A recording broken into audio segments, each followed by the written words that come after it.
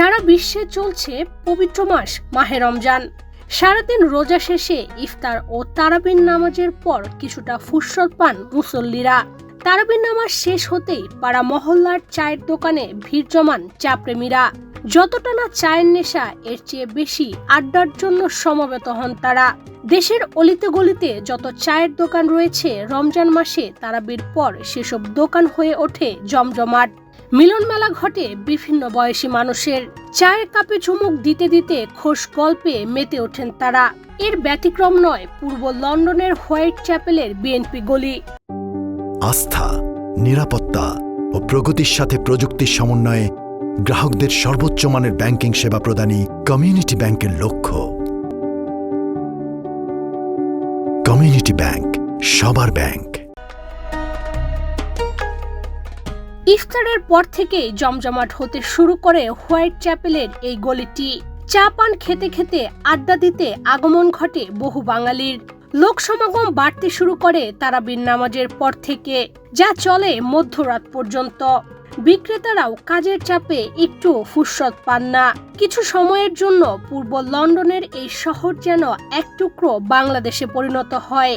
বাঙালিদের হাসি ঠাট্টা আর চা পান খাওয়ার হিড়িক দেখে বোঝার উপায় থাকে না এটা বাংলাদেশ নয়, দেশ থেকে কয়েক হাজার মাইল দূরের কোনো ভিন দেশ।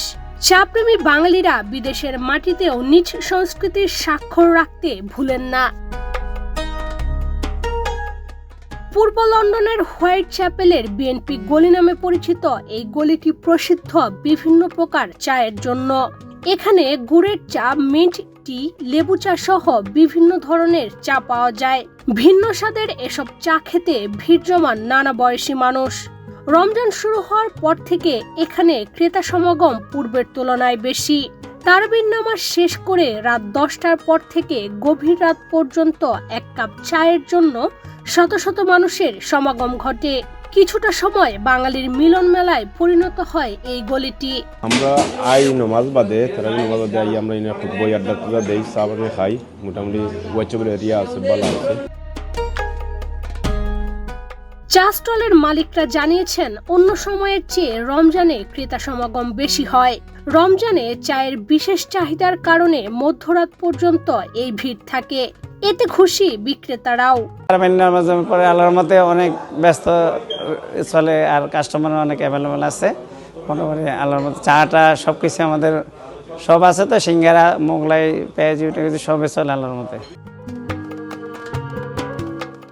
হোয়াইট চ্যাপেলের প্রাণকেন্দ্রের এই গলিতে বিএনপির নেতাকর্মীরা বেশি আড্ডা দেন বলে গলিটির নাম হয়েছে বিএনপির নেতা গলি।